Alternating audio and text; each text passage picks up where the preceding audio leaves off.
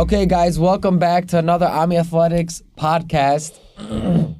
Sorry for my voice, but there's a lot of things to talk about in terms of the men's basketball league, playoffs, community news, and some other things. But we're gonna get right into it. We're gonna introduce our guest. His name is Gabi Khafisov from Brooklyn, migrated to Queens. Introduce yourself. So, thank you very much for having me, guys. My name is Gabi Khafisov. I'm 25 years old, and as Ari correctly said, I was initially born in Brooklyn. In Borough Park? In Borough Park. Borough Park, the hood. Until 7, then we moved to Queens. Grew up in Queens, have a lot of family here. Developed a lot of new friends and relationships throughout my time. I'm currently 25. Where'd you go to school? I went to Torah Vodaas in Brooklyn, and then I went to Tiret Moshe in Queens, and then I went for high school. I went to Chofetz Chaim, and then I was debating between going to Israel or not, and then I ended up going to Landers. You didn't want to go to Israel? Part of me wanted to go, and then like a lot of my family said, you know, they're saying if you want to learn, you can learn here, which was true. I mean, I went to Landers and they had like a learning program in the morning, and they had classes at night. And then I was in college for 3 years. I did like a very rushed program. And then I started PA school. I finished PA school at 23, and now I'm currently working as a PA. Are you married? You're married? Married. I just recently got married. Recently got Mazel Tov. In September. How long were you dating for? So, I mean, from when we got married to... When did you start looking to get married? Oh, started looking... So I started looking a little bit... Your mom's a shadchan. She is a shadchan. So yeah, so... What did she do? She's like saved the best for like... So it happens to be, I actually didn't want my mom to be my shadchan. Wow.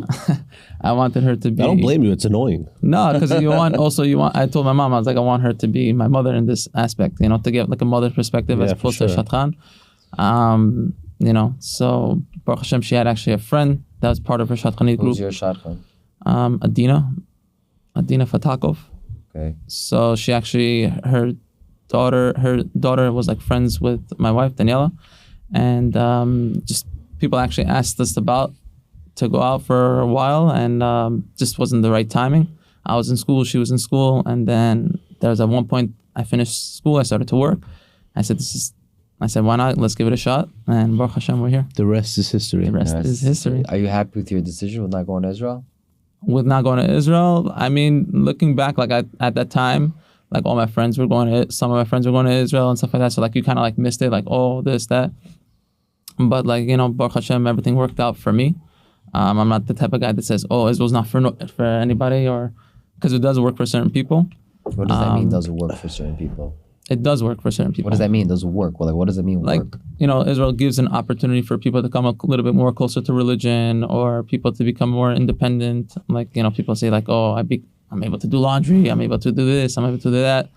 But, you know, for me, you know, Baruch Hashem, I grew up in a good path. I went to good yeshivas throughout my time. I have good rebbeim that are surrounded by me.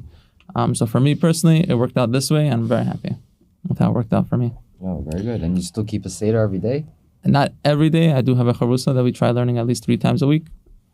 And, you know, also like you listen to Shirim. And where do you live now? Right now I live by Amazing Savings. And would you go back to Brooklyn? Brooklyn, no.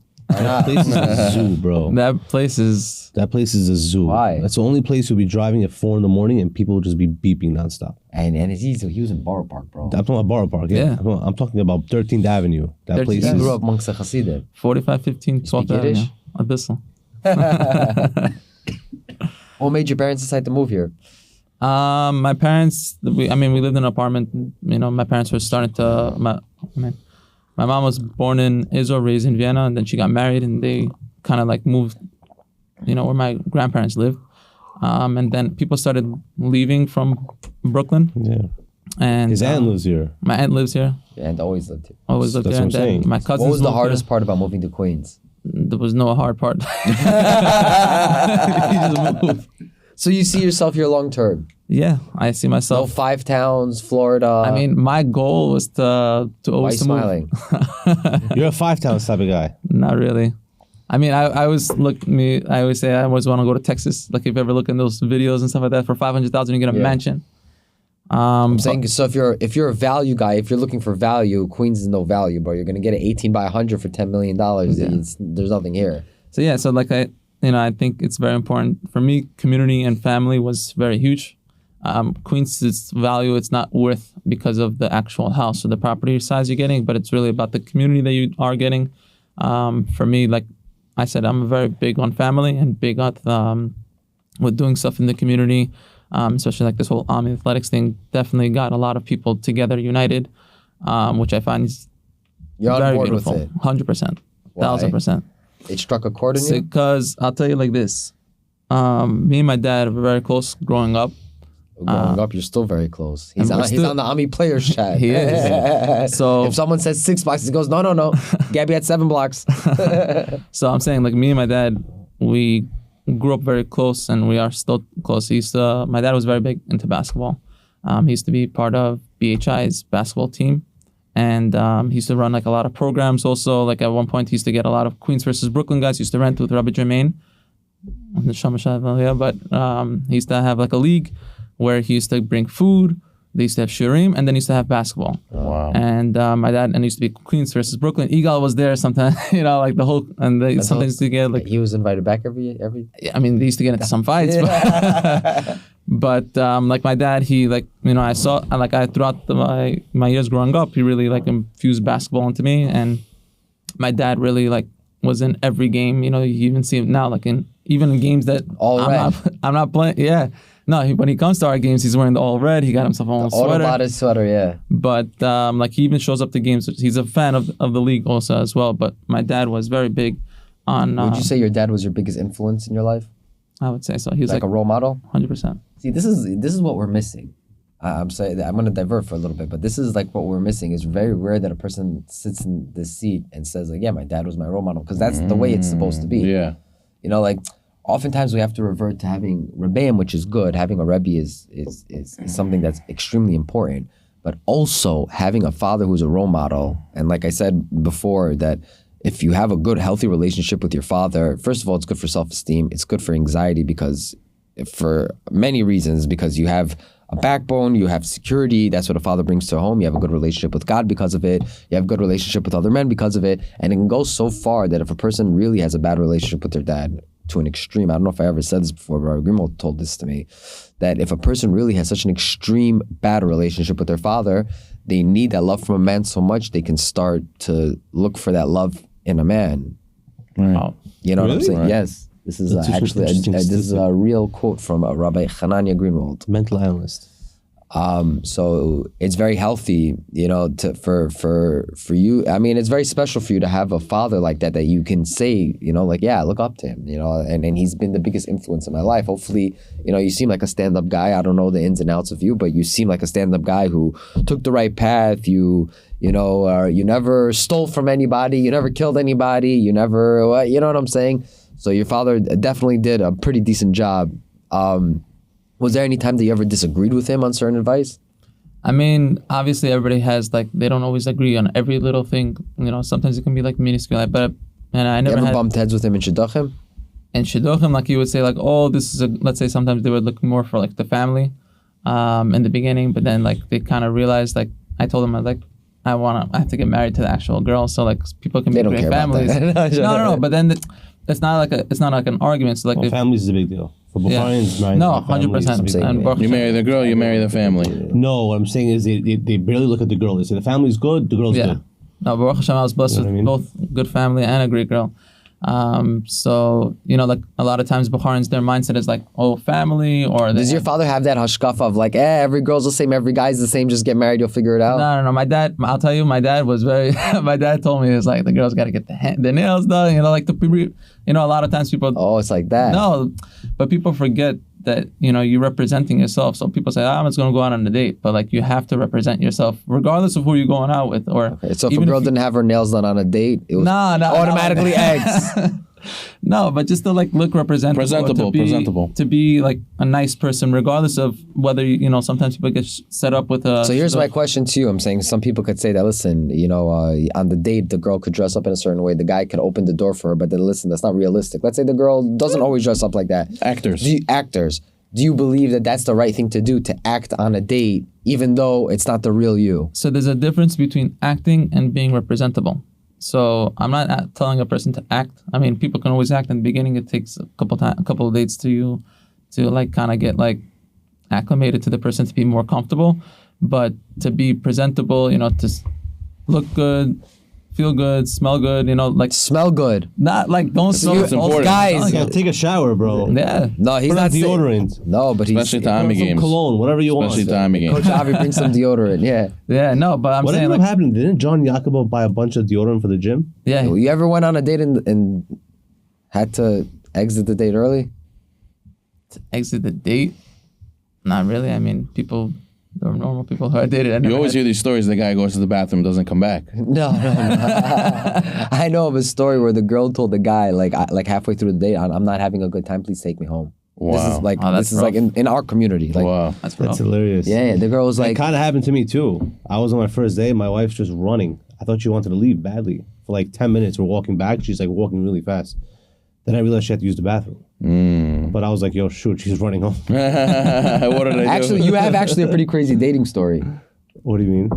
I'm saying, who's your shadchan? Oh, the one and only. Mental analyst. He actually Wow. set Look it at up. that. I don't really have a crazy. I mean, I dated I one think you girl, do. thank I God. know, but I do think you have a pretty cool story of like she said no to you on the first date. She did. No, she didn't. Whatever. That was complicated. That was afterwards. Okay, I'll say that. I'll say it. You want to say it or should I say it? People, whatever. Let's not go into that. But I mean, that's pretty much it. That was everything else was smooth sailing. Thank God, honestly. So can I say it or no? Say what? I'm saying she said no to you on the first date. Oh, she thought I said something. Let's just leave it at that. And Zacky's like, yo, give me a second chance. I don't use such words. And she was like, nah. So he went to the Shadchan, Rabbi Chaimov, and he's like, yo, just give me a second chance because she has this image of me that's not correct. Yeah, he pulled through. And Rabbi Chaimov was like, you sure? Like, I'm putting myself out on the line for you. Zacky's like, yeah. Like, she thought she heard something that wasn't true.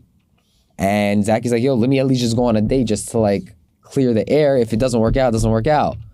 They went on another date, and now he's married with 3 kids. And the rest is history. Yeah. He worked his magic. He worked. Sometimes you just gotta pull through. Sometimes you just gotta eat oranges, bro. Yeah, you just gotta fight through, man. That's what happened last night. But we'll get to that later on. Anyways, Before we move to the games, very nice to have the DPOY. Gabi Yeah, yo, Hafizov. shout him out, bro. Shout him out. DPOY. Oh, wow. By the way, Finally. you broke the trend. Which is? Every DPOY won the finals. Thank you. Since it started. And you're the first person to break the trend. It's unfortunate to be the wrong side of history, but Yeah, a wrong side of history. we but, finally corrected the right But you, DPOI. you know what's weird? It feels like he has so many of these trophies. Yeah, I'll and give it's his you first one time. second. I want to give you your flowers. DPOY, Mishpatov got it, Danny got it, but you were always in the running. Every season, you and us He are was two right guys. there. You and us are two guys that were always right there.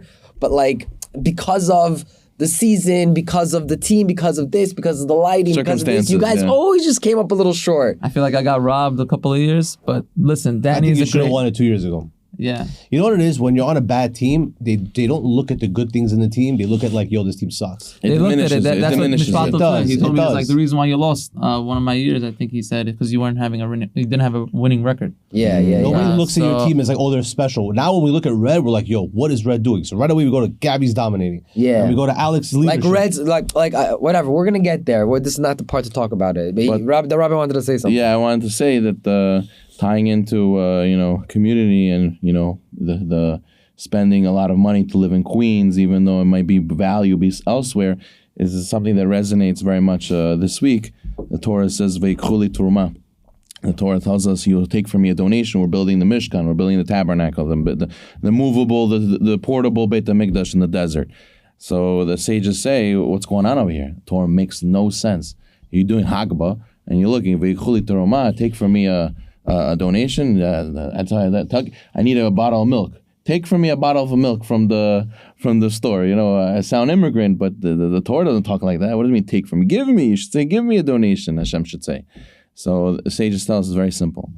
That when really in this life, when you're giving, you're really taking. What do you mean you're really taking? What do we take our money with us to the grave? We don't take it with us. Even if you'll put it in a bag and put it in your Megillah, in your grave, you're not going to take it with you, Olam Haba.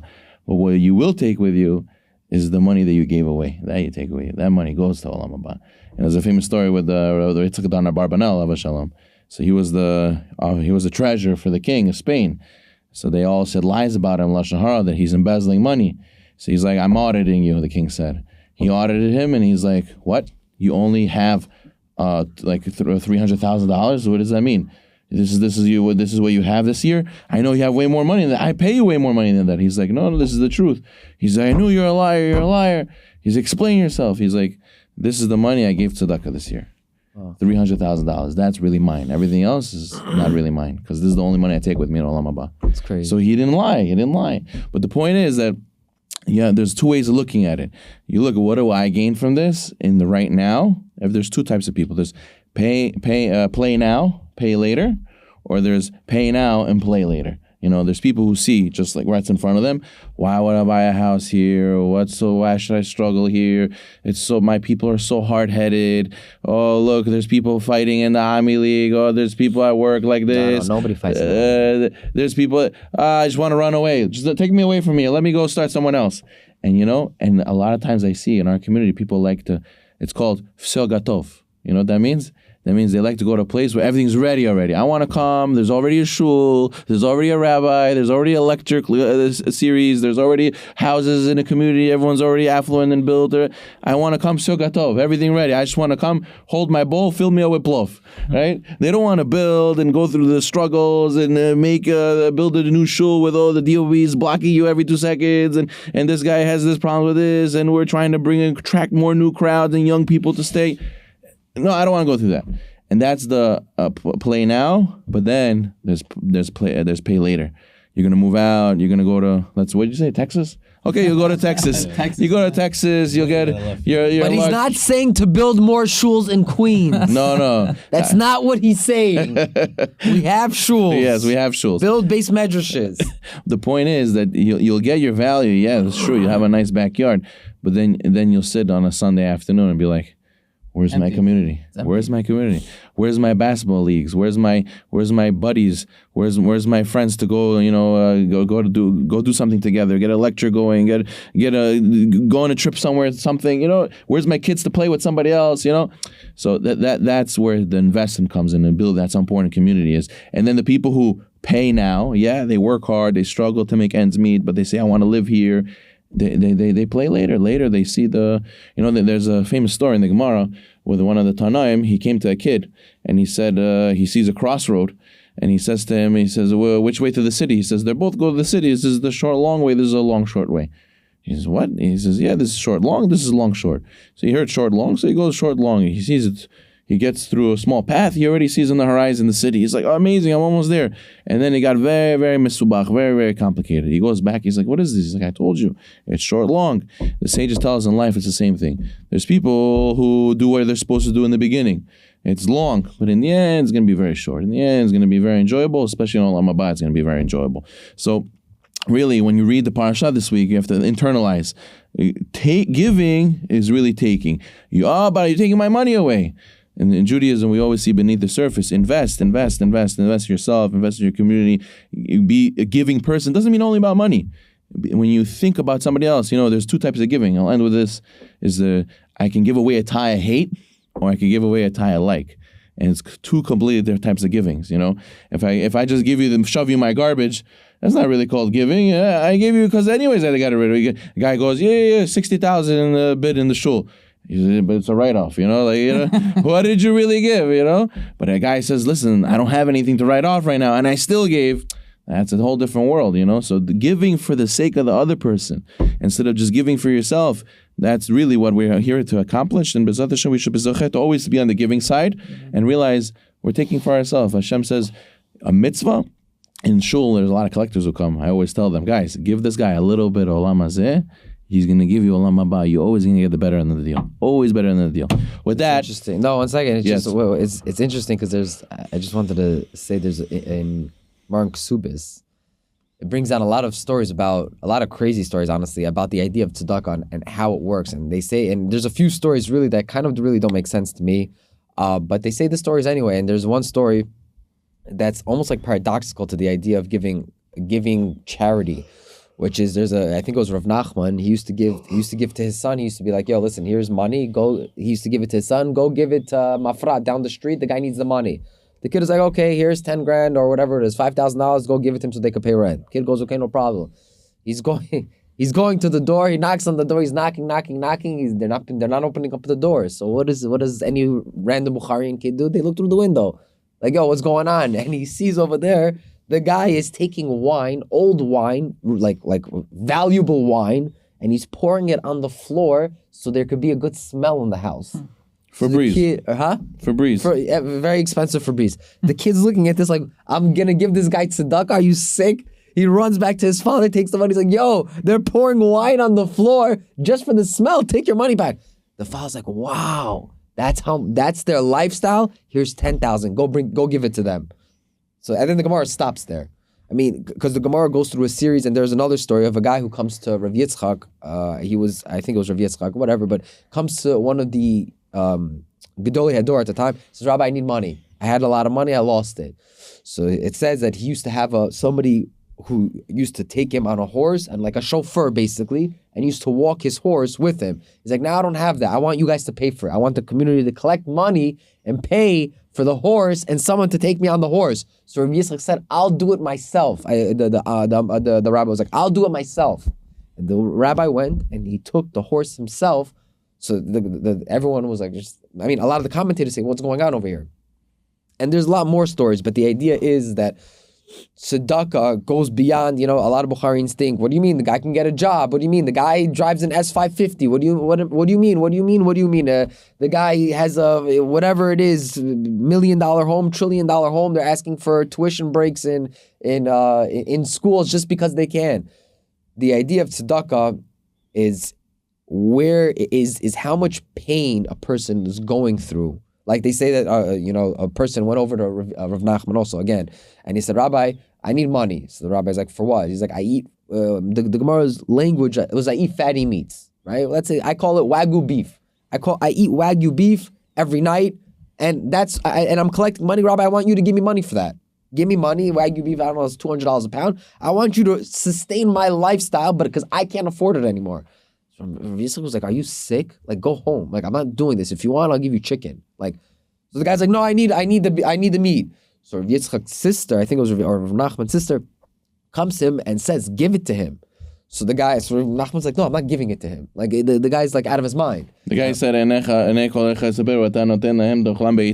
he quoted this pasuk and he says, Hashem gives everybody in their right time, right? It says beito, it says in the person's time, meaning each person will deserve whatever he deserves. And then go ahead. And then he dies. The guy dies. The guy dies. The guy, from so much suffering, from where his status was to where he dropped, he suffered so much, he died. That's crazy. And then his Rav Nachman or Rav Yitzchak, I don't remember, his sister come up to him and said, you see, you were wrong. And he's like, yeah, you're right. I was wrong. I should have given him the Wagyu beef every night because the guy died from suffering, from his status change from high to low. We shouldn't live that way. We shouldn't use that like... No, so then the Gemara says you shouldn't have high standards, so you should drop. But that's a separate issue. But the idea of tzedakah doesn't only mean if you see a guy on the floor who's giving tzedakah, oh, this guy deserves tzedakah. Right. We have special halachas, we have special guidelines, we have special rules on who deserves tzedakah, what tzedakah is. Just because you give money doesn't mean it's called tzedakah. So speak to your local Orthodox rabbi. Well, another point I wanted you to make is that I experience this a lot, is the thing of counting people's pockets. You understand this? Like we calculate for them. It's like people think it's called being shuster. It's called being smart.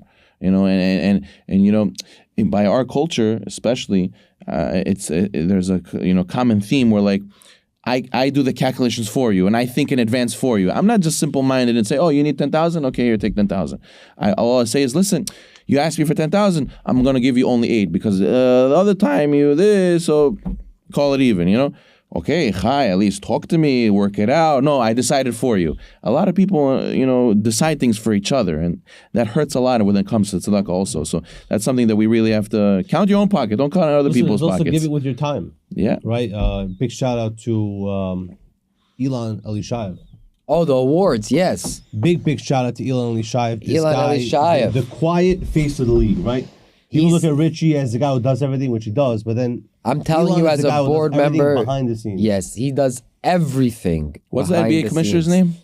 David Stern? Adam Silver. Oh, that's all. Adam Silver. Adam Silver. Yeah, he reminds me of him. Very put because together. He's very calm also. You guys have, I'm telling you, and Elon's going to get upset at me for saying this, but you That's have good, no you should say it. idea. You have no idea. First of all, what he does. Second of all, the time he goes through. And third of all, Richie, I love you, but the hell he goes through from Richie. Richie is a very driven, no BS type of person. Like, yo, we're going to do it. We're going to blow this up. And there's I want it done 8 days ago. Right. And he just looks at he looks at Elon like, yo, we're opening up a league 8 days ago, make it happen, No and logistics though. Yeah, and Elon's just Richie, error. And Richie's like, all right, it's your problem now, I gotta go, So shout out to Elon Elishayev for all the dedication. Shout out to all the DPOY, Gabi Khafisov, Captain of the Year, Alex Shout out, Kikirov. I'll tell you, when I first got onto Alex's team, I was like, and then we had one game of scrimmage. I didn't know these guys, and William, Mike, the other Mike, Avi. I don't know how these guys played. Shmuel, I kind of knew how he played, but I didn't. It was a new team. So when we played our first game of scrimmage, I was like, okay, we'll play a couple of games, and I don't think we're gonna go far. And also Red was known for losing 20 record. I was like, damn, we're on the Red team. Really Just even being on the name associated Alex Red. Kikirov. Isn't it crazy though how he went from 2 or 3 and 20? He shout out to him. Captain Listen, of the year. He went from 2 wins to 2 losses. He brought a team where I think the biggest reason we were successful is because there was no egos on our team. Everybody played within their own role. Everybody played together. And honestly, there's captain, but my dad was kind of like the coach. But our team we worked very well together. And listen, he won Captain of the Year, and Captain of the Year is Well-deserved. not one person deciding it. It's a vote all the captains made. He was, from all the captains, he was voted as the Captain of the Year. Who was second place? I think tied between Gabi Elishayev and Yuda Nisanov. I'm not supposed to divulge that information, but it was them two. And I think they both deserved it. I think they both deserved Avi it. Rabino should have got a little love also. Whatever. Everybody's Captain of the Year. Okay, but I'm And just saying. shout out to Solid MVP. hero. MVP. Oh, and MVP. Three-peat. Yeah, I think at this point we're just gonna know how many seasons Jason was in the league by how many MVP trophies he has. It's getting. They just called it the Jason Award. They just call it Did they the call it Jason Jason Award. It's not even gonna be a vote anymore. We're just gonna give it to him. Jacobs Award. I know. It's Jason Abrams MVP, Alex Kikirov is Captain of the Sportsmanship. Year, Sportsmanship Award, which we added, which I think is very important. Just to say, Solomon Pirov, who's Shalom probably the most polished, genuine, sincere Very fun mensch. I think if anyone wants to learn you want to learn how to shoot a 3, you go to Jason. You want to learn what defense looks like, you go to Gabby, let's say. You want to learn how to conduct yourself out off the court and on the court when tempers are flaring, emotions are high, and people are getting in each other's faces. You want to know how to conduct yourself? Just watch Salomonchik. Okay, you're going to see kid, yeah. exactly Good kid. in the Shulchan Aruch, whatever it says, you're going to see Solomon do. So shout out to all the people who won awards. And with that, we're going to get into the Playoff analysis.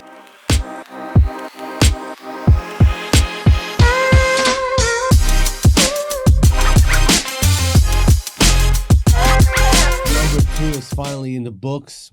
3 out of the 4 teams with byes got eliminated, Wow. which means that The year of the upsets. 3 of the top 4 teams didn't even win a playoff game.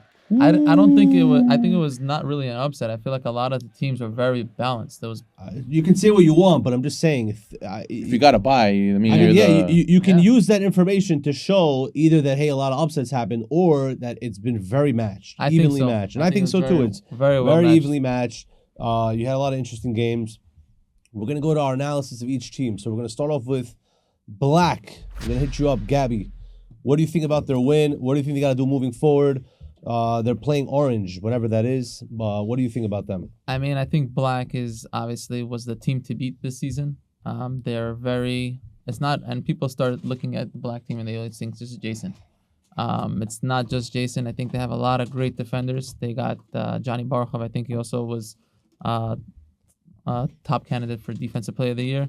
They have Abe. They have Rob. They have a bunch of good defenders. Yuri. I think Green was one of the toughest teams for them. Red also. Unfortunately, they're both out right now.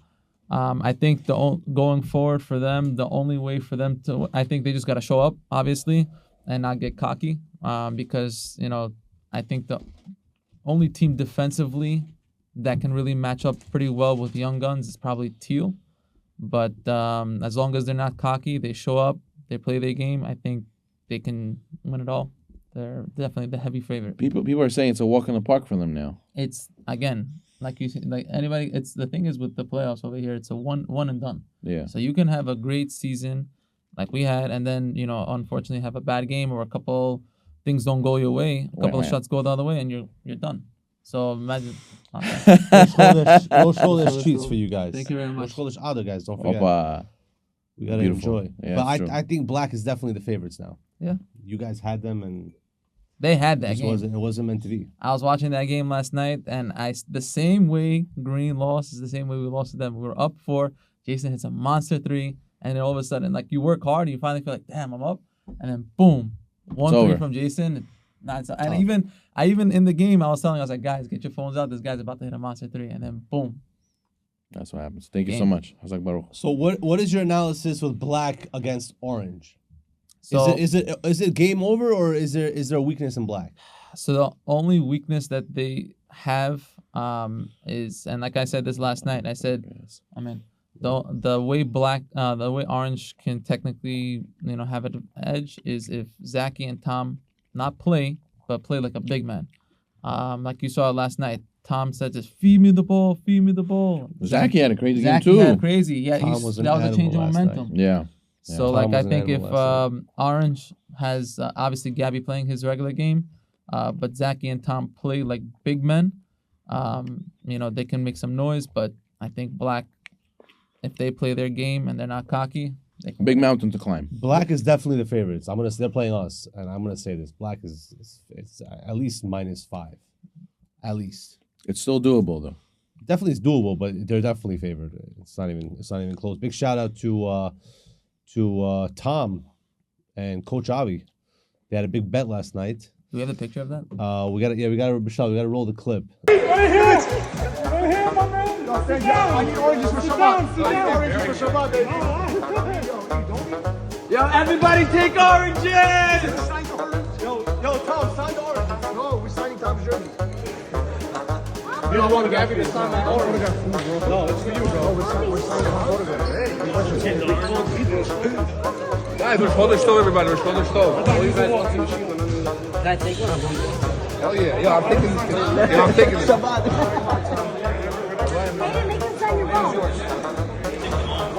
Taking it home. And bring the box. It wasn't that he had to sign his jersey, and it was money involved also. Yeah, there was a lot of talk, but whenever Coach goes against Orange, it just doesn't work out for him. So don't mess with Orange. I appreciate it, Coach. Thank you very much. On to the next team, which is obviously Orange. Ari, what do you got to say about Orange? What are you seeing? What do we need to do better? Do we have a shot against Black, and how? I'm gonna just double down on what Gabby said before. Johnny Barkov is a phenomenal defender, and just letting Gabby go one-on-one with him is not your answer. You are going to be the X factor that game. Wow, it's a lot of pressure, bro. I was saying this while I was watching your game. Me, Yuda, Nathan Eliabai, whatever, a bunch of us were sitting, and you did. You're gonna laugh. You did your under the rim thing, and you missed. Airball. So Nate Eliabai, whatever. I'm saying Nate Eliabai was like, "Yo, that's such a dumb shot." I'm like, "Yo. You guys don't know what I grew up with." That shot was Jason's 3. That shot was automatic. If that ball wasn't blocked and was able to go up, it was in. If anybody gave me an inch on the baseline, that was going in. It was unstoppable. I had the hops and I think so. age, I guess. I'll tell you like this. as much as Zaki annoys me and I can't stand him, if he was in shape, I think he'd be a tier 1. It's my Where's he personal now, opinion. two? 3. I was You're three. 3? That's how out of shape he is. Wow. He can I'm hit out of shape, threes. bro. He can hit threes. Round is a shape too. I'm saying Zaki. I'm not here to gas you up. I'm here to tear you down. But Zaki can hit threes. He can hit the foul shots. He can dribble. He has an IQ, and he plays big, and he can rebound. The guy has it. You just have no stamina. 0. You come on the court with a freaking Gatorade sign already on. I see you, and I'm out of breath. Nah. So I think you're gonna be the X factor. Hit a Yo, treadmill. I had 10 points last night. It was a 3, then it was the end of the game, then overtime. In overtime, you took over it. And yo, I was seeing red. I could have scored 40. And I you was weren't just in even my playing zone. red. And then I was like, I honestly thought I was gonna die. I literally After the game? my heart like no in middle of playing. middle My of heart's play. like, yo, Zaki, I love you. Stop. Just don't move. And then I'm like, yeah, whatever, I'm out. So I think I need to get in shape. I That's the think it's bottom gonna. line. I think it's gonna come down. The only way you guys have a chance against Black is if you and Tom hit the treadmill. That's my analysis. Can we stop their full court press? They had some nasty pressing last night. That was their key. Yeah. I was shocked, and if not for Rafaelo having some crazy steals, Their foot. that would have been a blowout. There was a lot of turnovers too. It was a lot of turnovers, but it also led to a lot of open fast breaks. So I think that the plus minus evened out because yes, let's say they forced 5 turnovers, but they gave up 10 points on fast breaks. Nate had like so many layups off So of that. so Nate I was think a I think it monster. was a good chop.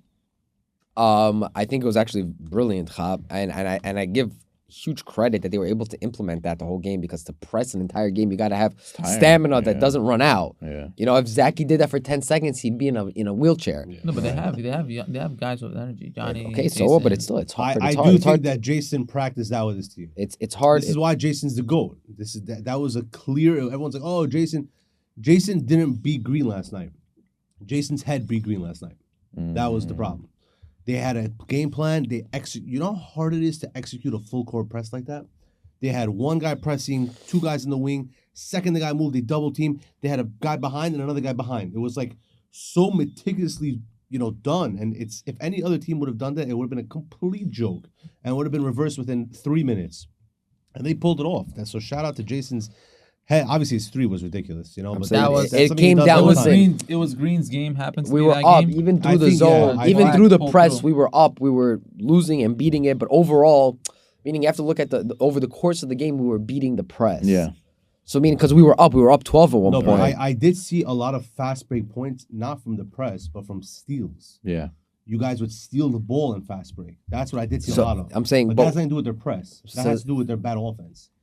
Bad That's 2 different offense, but it things. also has to do with their press. No. Meaning their press didn't work as good as it. I mean, whatever. They had a lot of turnovers. They had a lot You of know what it turnovers. is, honestly? When you have, 100 fans in the stadium Oh screaming, my gosh. one turnover can kill a team. Yeah. The morale. You guys had a tough. I was shocked. You guys pulled through and you guys fought. Johnny Yakov, Daniel Yusupov, Rafaelov. Like when you get a turnover inbounding the ball, and then you have another turnover inbounding the ball, and then you a have 3.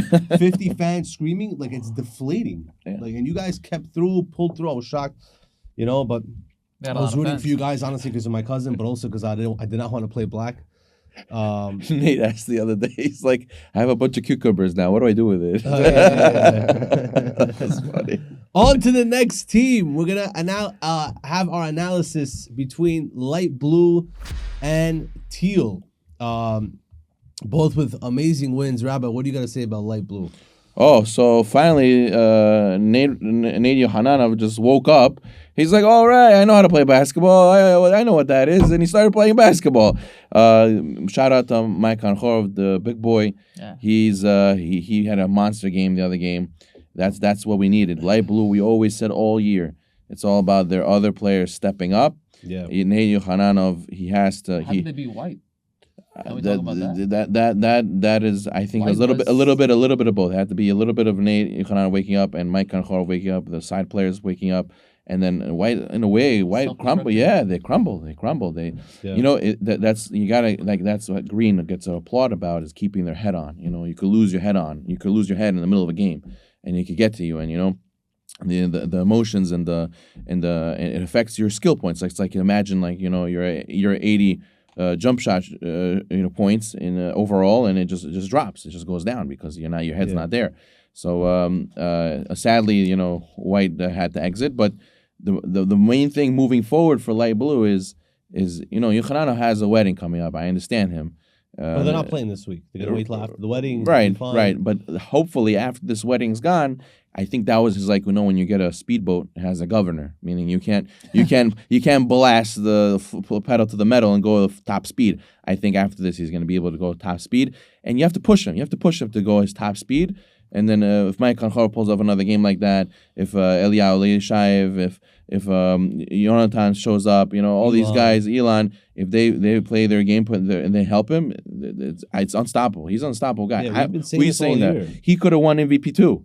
He has the ability to it, so it's a matter. For Jason, I think Nathan is the only guy that if he wants to get a bucket, he'll get the bucket. Yeah, on demand. Yeah. Besides He's a bucket. Those two players, I don't Yeah, think we've been there's anybody saying that this. can- I mean, Light Blue got upset at me by their game, and I'm like, listen, we've been saying this all year. You can't look at one guy and say, bail me out. Yeah. And then everyone else just kind of drinking coffee on the sidelines. Right. The team's got to step up. When they played White, Mike Kaykov got the ball in the beginning of the game and pounded them.